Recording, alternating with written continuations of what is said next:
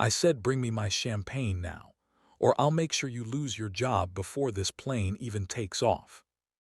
The slap echoed through the first-class cabin like a gunshot, and 180 passengers went silent. Victoria Chen stood perfectly still, her cheek burning red, her hand slowly rising to touch the spot where she'd been struck, her eyes closed as she took one controlled breath. The woman who'd hit her, blonde, 50s, dripping in diamonds, waved her hand dismissively and turned to the other passengers with a satisfied smile. Finally, maybe now these people will learn some respect. What she didn't know was that Victoria Chen wasn't an employee. She was the founder and CEO of Apex Airlines, worth $2.3 billion, and she'd been filming a documentary about her company when the assault happened. A white passenger slapped a black woman across the face, mistaking the airline's owner for a flight attendant. Victoria Chen, 52, had built Apex Airlines from nothing. 25 years ago, she'd been a flight attendant for Delta, working double shifts to support her daughter after her husband died. She'd seen how passengers were treated, especially passengers of color. She'd experienced the exhaustion, the disrespect, the impossible standards. And she'd promised herself that if she ever had the power to change things, she would. It took her 15 years of saving, investing, and networking, but she'd finally launched Apex Airlines in 2012 with 2 planes and a dream: treat passengers like people and treat employees like family. Now, Apex operated 147 aircraft, served 68 cities, and employed over 12,000 people. Victoria was one of only 3 black women in America to own a major airline. She was a legend in the industry, but she'd never forgotten where she came from. That's why, once a year, she went undercover. She'd dress like a regular employee, flight attendant uniform, name tag reading Vicky, and work actual flights to see how her company really operated when no one knew she was watching. Today was one of those days. She'd boarded Flight 847 from Houston to Atlanta, working the first-class cabin alongside her actual crew. The flight attendants knew her, of course, but the passengers didn't. She'd served drinks, smiled politely, and listened to complaints. Most passengers were kind, some were demanding, a few were rude. But one woman, seated in 2A, had been a nightmare from the moment she boarded. Her name was Christine Whitmore. She was white, late 50s, wearing a cream Chanel suit and enough jewelry to buy a car. She'd complained about her seat being too far back. She'd complained about the temperature. She'd snapped her fingers at Victoria and demanded champagne in a proper glass, not plastic. Victoria had smiled, brought her champagne in crystal, and said nothing. But then Christine had escalated. She'd spilled red wine on her tray table and screamed at Victoria to clean it up, like you're supposed to. Victoria had calmly wiped it down. Christine had demanded a hot towel. Victoria had brought one. Christine had thrown it back at her. This is lukewarm. Are you incompetent or just lazy? Victoria had taken a breath and said, I'll get you a fresh one, ma'am. That's when Christine had grabbed her wrist. Hard. Listen to me, Christine hissed, her perfectly manicured nails digging into Victoria's skin. I paid $4,000 for this seat. That means you work for me. Do you understand? Victoria gently pulled her wrist free. Ma'am, I'm happy to help you, but I need you to not touch me. Christine's face flushed red. How dare you talk back to me? I'm not talking back, Victoria said calmly.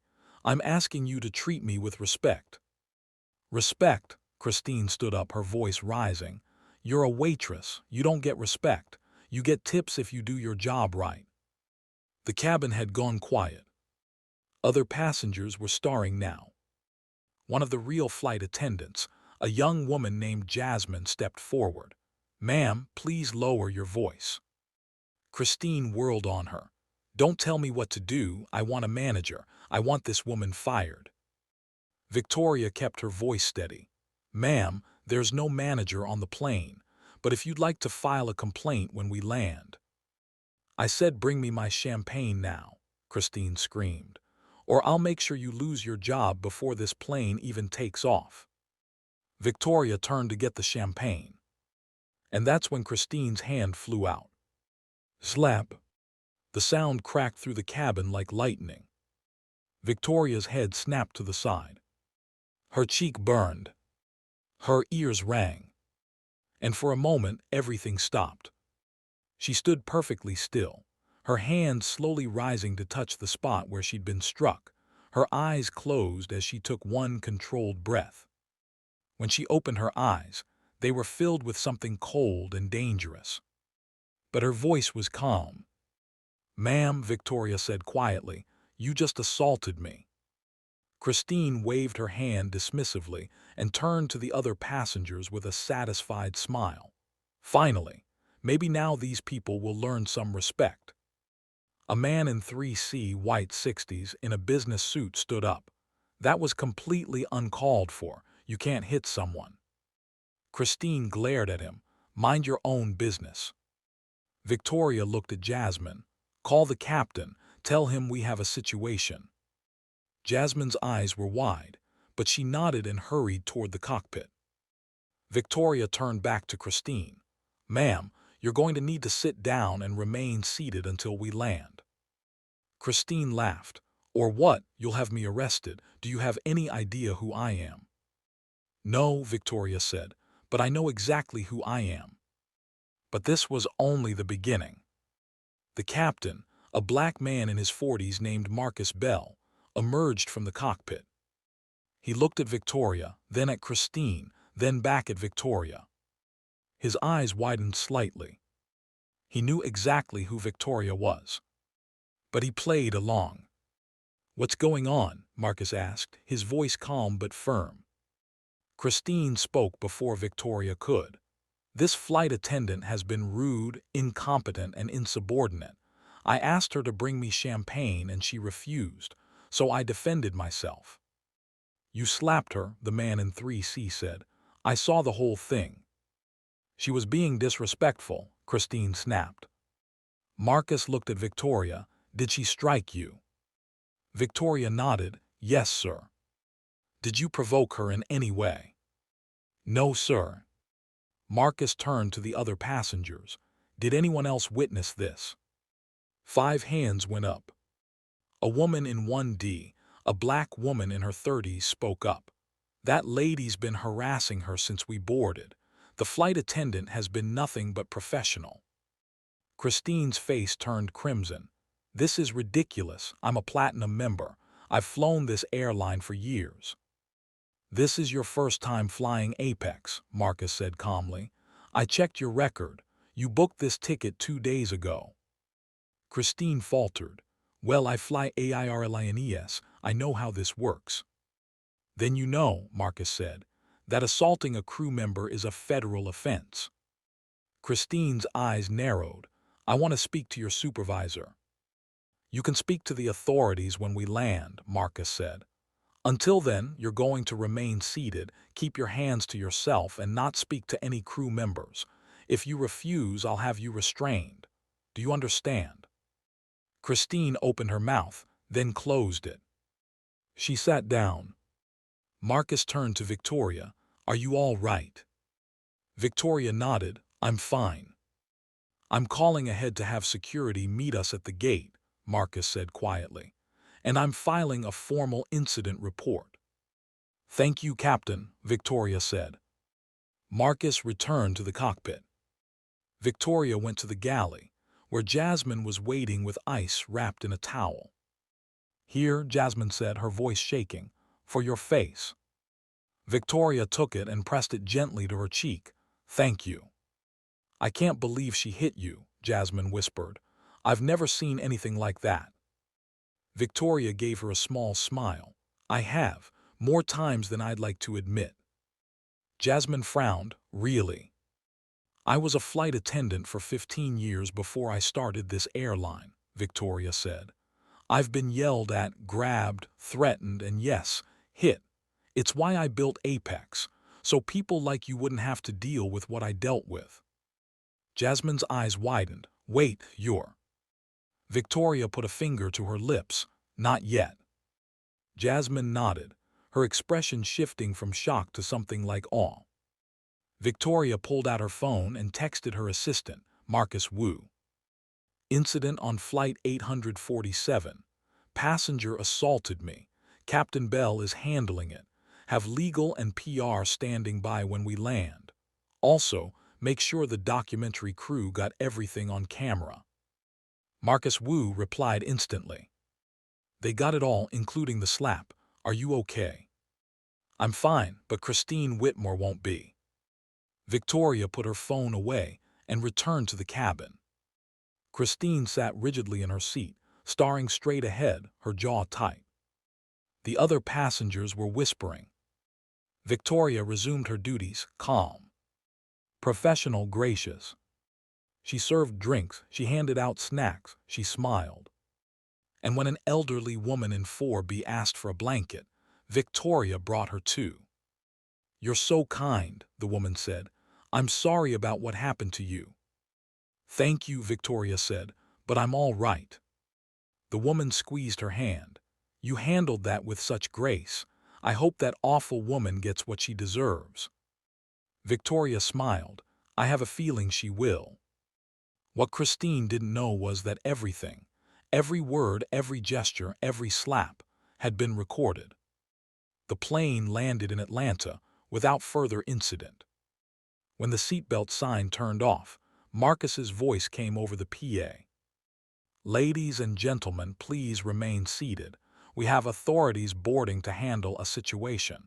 This will only take a few minutes. Thank you for your patience. Christine's face went pale. 2 airport police officers boarded, 1 white woman, 1 black man. The black officer, whose name tag read Officer Davis, approached Christine's row. Ma'am, I need you to come with me. Christine stood, her voice shrill. This is insane. I'm the victim here. That woman was rude to me and I defended myself. Ma'am, you're being detained for assault, Officer Davis said calmly. You can explain your side at the station. I'm not going anywhere, Christine said. I have rights. I want a lawyer. You'll get one, Officer Davis said. But right now you're coming with me. Christine looked around the cabin, as if expecting support. No one met her eyes. Finally, she grabbed her purse and allowed herself to be escorted off the plane. As she passed Victoria, she hissed, You'll regret this. Victoria didn't respond. The plane erupted in applause as Christine was led away. The elderly woman in 4B stood up. Good riddance. Others nodded in agreement. Victoria waited until all the passengers had deplaned, then walked off herself. In the jet bridge, Marcus Wu was waiting with 2 other people. A lawyer named Sandra Reeves, and a documentary filmmaker named David Park. Victoria, Sandra said, stepping forward, Are you hurt? I'm fine, Victoria said. Did we get it on camera? David held up his camera, every second including the slap. Good, Victoria said. I want that footage secured. No one sees it until I say so. Understood, David said. Sandra pulled out her tablet. I've already drafted a statement. We can release it whenever you're ready. Not yet, Victoria said. First, I want to know everything about Christine Whitmore. Who she is, what she does, where she lives. I want her background, her social media, her employment history, everything. I'm on it, Marcus Wu said. Victoria looked at Sandra. I want to press charges. Assault, battery, whatever sticks. Done, Sandra said. I'll file the paperwork this afternoon. Victoria nodded. And I want her banned from Apex for life. Already done, Marcus Wu said. I flagged her account the moment the captain called it in. Victoria allowed herself a small smile. Good. She turned to David. How much footage do you have? About 4 hours, David said. We've been filming since you boarded in Houston. We got everything, her demanding champagne, throwing the towel, grabbing your wrist, and the slap. Perfect, Victoria said. I want a rough cut by tomorrow. I want to see exactly what we have before we decide how to use it. David nodded. Victoria's phone buzzed, a text from an unknown number. Ms. Chen, this is Christine Whitmore. I apologize for the misunderstanding. I'd like to resolve this privately. Please call me. Victoria showed the message to Sandra. Sandra raised an eyebrow. She's scared. She should be, Victoria said. Ignore it, don't respond. Sandra nodded. Victoria took a deep breath and looked at her team. I've spent 25 years building this airline. I've worked hard to create a culture of respect for passengers and employees. What happened today was unacceptable, and I'm not going to let it slide. What do you want to do? Marcus Wu asked. Victoria's eyes hardened. I want to make an example of her. If only Christine knew what Victoria was about to unleash. That night, Victoria sat in her office at Apex headquarters in Atlanta. The building was quiet. Most employees had gone home hours ago. She reviewed the footage David had sent over. It was damning. The video showed Christine berating Victoria, grabbing her wrist, screaming at her, and finally, crystal clear, from 3 different camera angles, slapping her across the face. It showed Victoria's restraint, her professionalism, her grace. And it showed the other passengers' reactions: shock, anger, support for Victoria. Victoria saved the file and opened her laptop. Marcus Wu had sent over a full dossier on Christine Whitmore. Age, 58, occupation, real estate developer, net worth, estimated 12 million residents, River Oaks, Houston, social media, active on Facebook and Instagram, frequently posts about luxury travel, charity events, and conservative politics. Victoria scrolled through Christine's Instagram. Photo after photo of expensive vacations, designer handbags, and country club luncheons. And then she saw it. A post from 3 weeks ago. Just donated $50,000 to the Williams Foundation for Education Equality. So proud to support underprivileged children. Charity giving back. Victoria clicked on the comments. Dozens of people praising Christine for her generosity. Victoria's jaw tightened. She opened a new browser tab and searched Williams Foundation for Education Equality. It was a legitimate nonprofit, focused on providing scholarships to low-income students, primarily students of color. Victoria leaned back in her chair. So Christine wanted to play the role of savior to black and brown children, while slapping black women in public. Interesting. Victoria picked up her phone and called Sandra. Sandra, I want you to do something for me. What do you need? I want you to reach out to the Williams Foundation. Tell them what happened. Send them the video. Let them decide if Christine Whitmore is the kind of donor they want to be associated with. Sandra was quiet for a moment. Victoria, that's aggressive. She assaulted me, Victoria said. And then she tried to apologize privately so it wouldn't affect her reputation. I'm not interested in protecting her image. Understood, Sandra said. I'll reach out first thing tomorrow. Thank you, Victoria said. She hung up and stared at the frozen image of Christine's hand, connecting with her face. For a moment she let herself feel it, the sting, the humiliation, the rage. And then she let it go. Because she had work to do. But here's the part that changed everything. The next morning, Victoria walked into a meeting with her executive team. Around the table sat Marcus Wu, Chief of Staff, Sandra Reeves, General Counsel, Angela Price, VP of Communications, and David Park, the documentary filmmaker.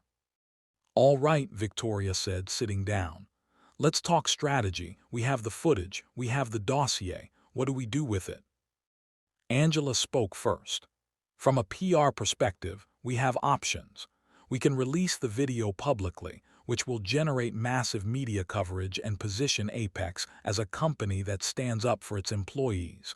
Or we can keep it private and handle this through the legal system. What are the risks of going public? Victoria asked. Backlash, Angela said. Some people will say you're exploiting the incident for publicity. Others will say you should have handled it privately.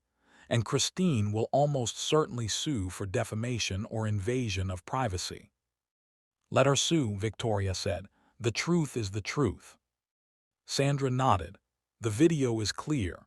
She assaulted you in public on an aircraft. There's no legal basis for a defamation claim. What about the Williams Foundation? Victoria asked. Sandra pulled out her tablet. I reached out this morning. The executive director, a woman named Dr. Lorraine Hughes, was horrified.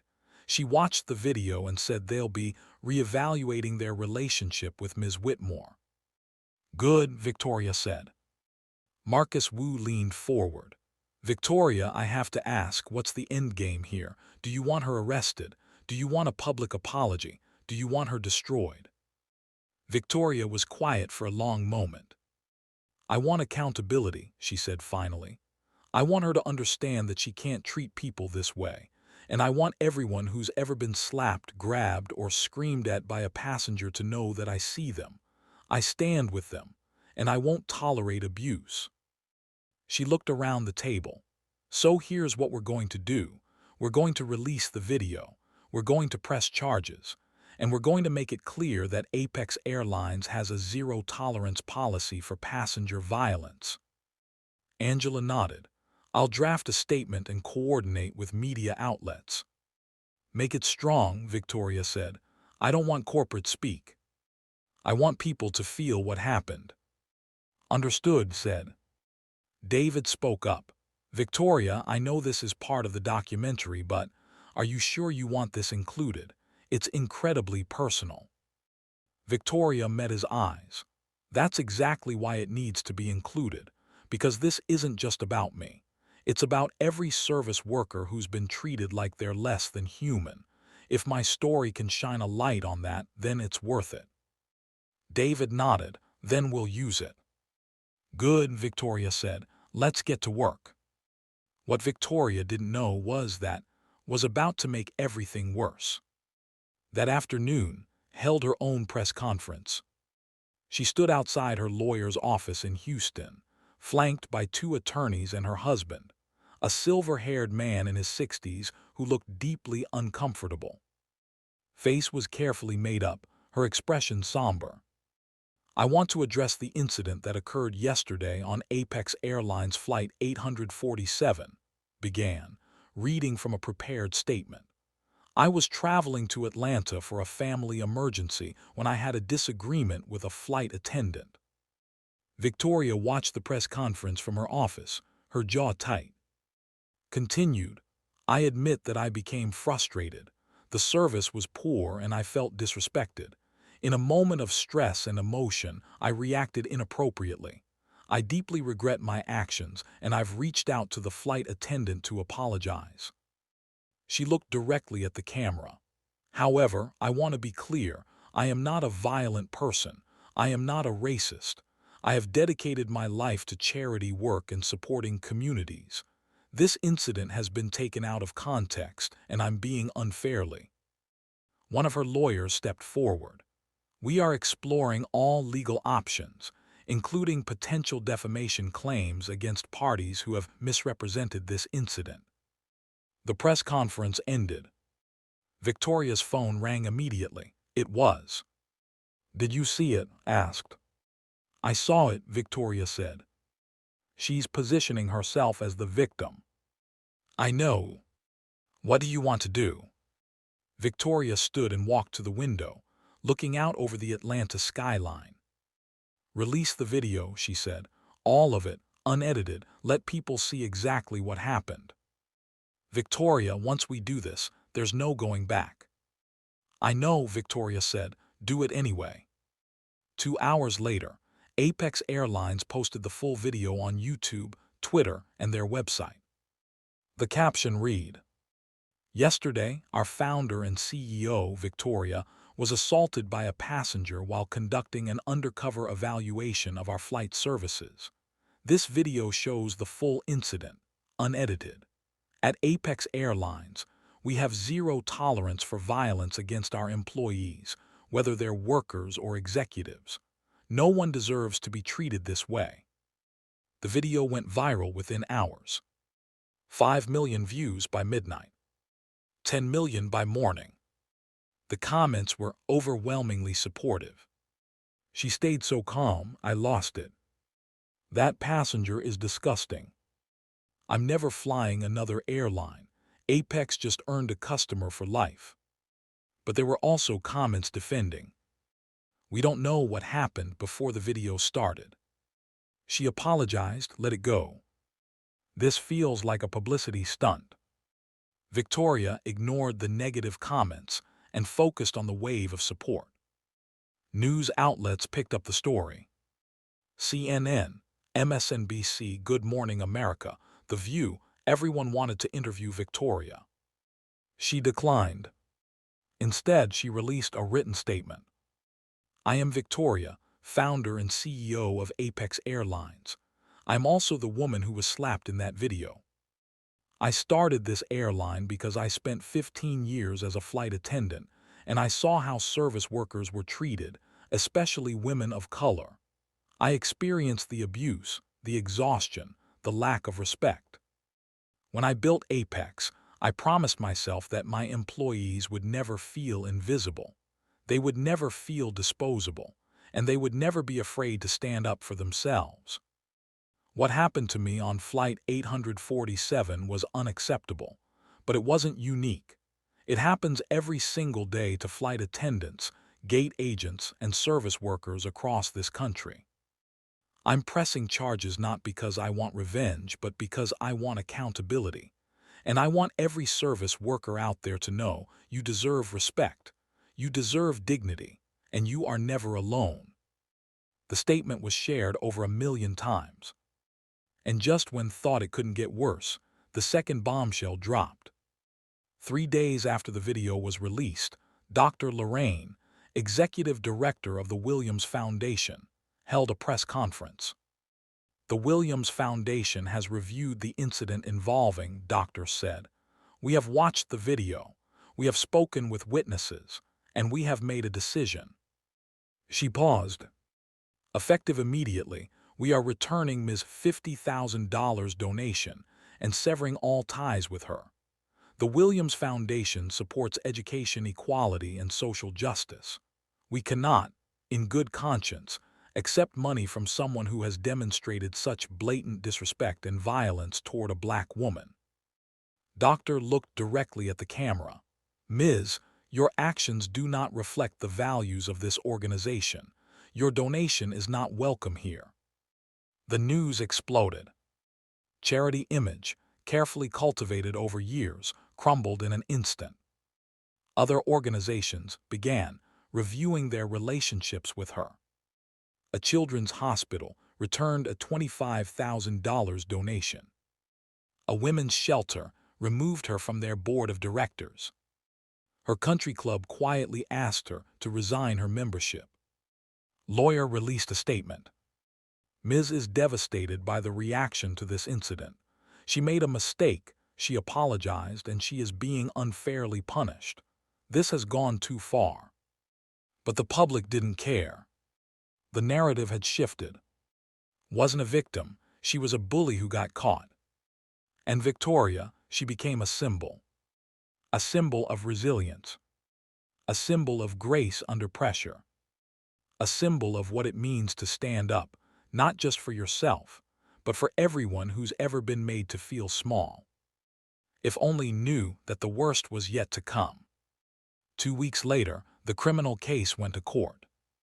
Was charged with simple assault, a misdemeanor. Her lawyers tried to get the charges dropped, arguing that it was a minor altercation, and that had already suffered enough public humiliation. The judge, a black woman in her 60s named Judge, was unimpressed. Ms. Judge said, "You struck another person in the face. That is assault. The fact that you faced social consequences does not absolve you of legal responsibility. Lawyer tried again. Your Honor, my client has no prior criminal record. She's a pillar of her community. Was a pillar of her community, judge corrected. And that makes this worse, not better. She knew better. She chose to act anyway. Judge looked at, how do you plead? Voice was barely a whisper, not guilty. Then we'll proceed to trial, judge said. The trial lasted 2 days. The prosecution presented the video, passenger testimony, and expert analysis on the force of the slap. Defense argued that she was under extreme stress due to a family emergency, and that she didn't intend to cause harm. But the video didn't lie. The jury deliberated for 3 hours. When they returned, the forewoman, a Latina woman in her 40s, stood. In the matter of the state of Georgia v., we find the defendant guilty of simple assault. Face crumpled. Judge looked at her. Ms., I'm sentencing you to 6 months of probation, 200 hours of community service, and a $5,000 fine. You will also be required to attend anger management classes and write a formal apology to Ms.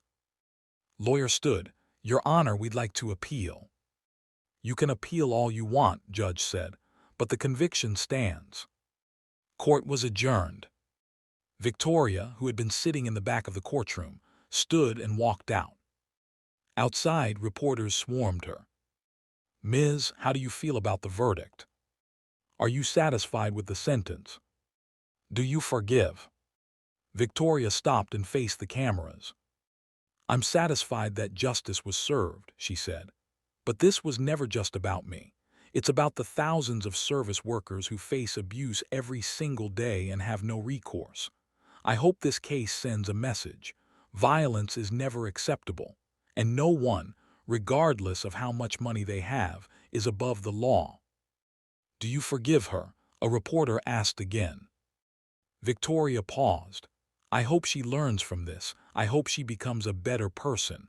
But forgiveness isn't something I owe her. It's something she has to earn. She walked away. But the story wasn't over yet. 1 month later, Victoria stood on a stage at the National Service Workers Conference in Washington, D.C. The ballroom was packed, over 2,000 flight attendants, hotel workers, restaurant staff, and retail employees. Victoria wore a navy suit, her hair pulled back, her expression calm but powerful. Good morning, she began. My name is Victoria Chen, and I'm here to tell you that you matter. The room erupted in applause. A month ago, I was slapped by a passenger who thought I was just a flight attendant, Victoria continued. She didn't know I owned the airline, but here's the truth. It shouldn't have mattered. Whether I'm the CEO or a first-day employee, I deserve respect, and so do you. She paused, letting the words sink in. For too long, service workers have been treated as invisible, as disposable, as less than. We're screamed at, grabbed, threatened, and assaulted, and we're told to smile and take it. We're told the customer is always right. We're told to be grateful for our jobs. Her voice grew stronger. But I'm here to tell you that ends now. You don't have to accept abuse. You don't have to stay silent, and you are never, ever alone. She pulled out her phone and held it up. I'm launching the Apex Dignity Initiative. It's a fund to provide legal support, counseling, and financial assistance to service workers who experience violence or harassment on the job. No one should have to choose between their safety and their paycheck. The applause was deafening. We're starting with $10 million, Victoria said, and I'm calling on other companies to match it, because this isn't just an Apex problem, it's an industry problem, and it's time we fix it. She looked out at the crowd. To every person in this room, you are seen, you are valued, and you are worth fighting for. The standing ovation lasted 5 full minutes. Epilogue. Christine Whitmore completed her probation and community service. She wrote a public apology to Victoria, which Victoria accepted but did not publicize. Christine's social standing never recovered. She moved out of Houston and now lives quietly in a suburb of Dallas. The Williams Foundation used the incident to launch a national campaign on respect and dignity in public spaces. The Apex Dignity Initiative grew to $50 million within a year, funded by donations from passengers, employees, and partner organizations. And Victoria Chen, she became more than a CEO. She became a symbol of what it means to turn pain into purpose. Her documentary, Invisible No More, won an Emmy. Her airline became the fastest growing in the country. And she never stopped going undercover because she never forgot where she came from. Victoria's victory wasn't just about a slap or a conviction. It was proof that when you refuse to shrink, when you stand in your truth, when you fight not just for yourself but for everyone who's been made to feel small, you don't just change your own life. You change the world. When they try to diminish you, rise. When they underestimate you, prove them dangerously wrong. And when they think you're powerless, show them who really holds the power. Because sometimes, the person they slap is the one who owns the whole damn airline. Be honest, would you have pressed charges knowing the backlash you'd face? Or would you have let it go to avoid the fight? Drop your answer in the comments. And if you believe that every worker, no matter their title, deserves dignity and respect, hit that like button and share this story.